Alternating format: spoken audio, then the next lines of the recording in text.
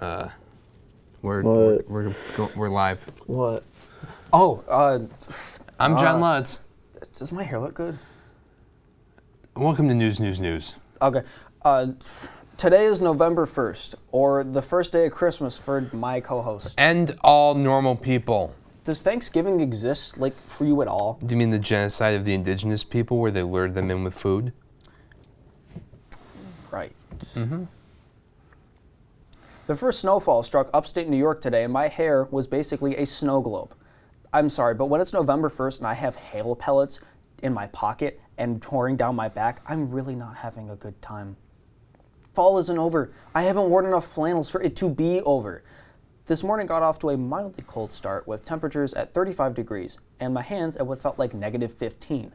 Thankfully, temperatures will climb up to warmer reaches of 50 degrees by the end of the week, hopefully thawing out the thoughts of playing Christmas music this early. It's not too early, damn it. It's November 1st. It's not too early. It's November 1st. No. It's November 1st.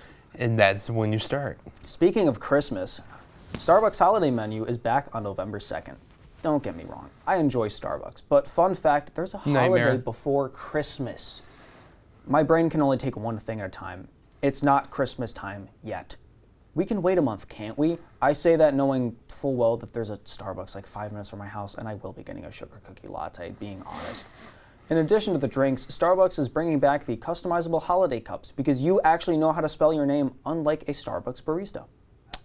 Well Now Urgent Care has announced they are cutting ties with Excellus Blue Cross Blue Shield, the upstate New York-based insurance company, after the two companies were unable to come to an agreement over reimbursement rates. Excellus agreed to this break-off when they realized they could no longer justify paying for medical care that took 5 hours, only for the patient to be prescribed Tylenol. I was prescribed Tylenol. I prescribed that to myself when I I can too, but the doctor did that. They wasted my time and my money. Streaming company Netflix announced in early October that they are planning to open real-world brick-and-mortar stores by 2025. The level of irony is so strong here, I should try to return my old Blockbuster rental from 2008 to the new store and see if they'll accept it. An explosion at a Rochester chemical plant, Arxada, on Sunday has caused no injuries, although one man did stumble out of the building with clown paint on his face. Kind of like Blockbuster. A pregnant horse was shot dead in Brockport. The 15-year-old horse was found with a large gunshot to her shoulder after escaping from a nearby farm. The farm owners aren't mad that the horse got away, just that the calf is now dead and they have less meat to sell. In international news, a charity shop in England has asked their donors to stop donating adult toys. The charity focuses on improving the lives of children. But as the store representative said, it's fair to say that these items aren't quite the sort of toys we're looking for. Take this as a warning while you're buying your toys to donate to Toys for Tots. Back to some national news. It's time to address an issue I have with the media. It's time to talk about Taylor. The Kansas City Chiefs suffered their second loss of the season to the newly reborn Denver Broncos on Sunday, with one, Taylor Swift, not in attendance. I love Taylor Swift's music, but can we maybe not act like she's the reason why the Chiefs win or lose? I get it, it's entertainment, but it's so prominent in sports and entertainment journalism that I have to throw my hat into the ring as well.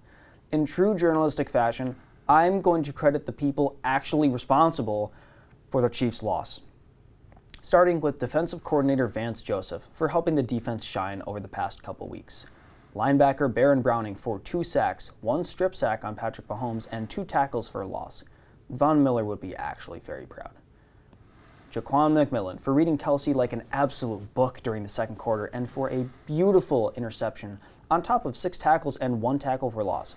Mr. Let's Ride himself had himself a game with 3 touchdown throws and 0 picks. And to my surprise, wide receiver Jerry Jeudy, who had himself a really nice touchdown and some great route running for yardage gains. These are just a few actually responsible for the Chiefs' loss.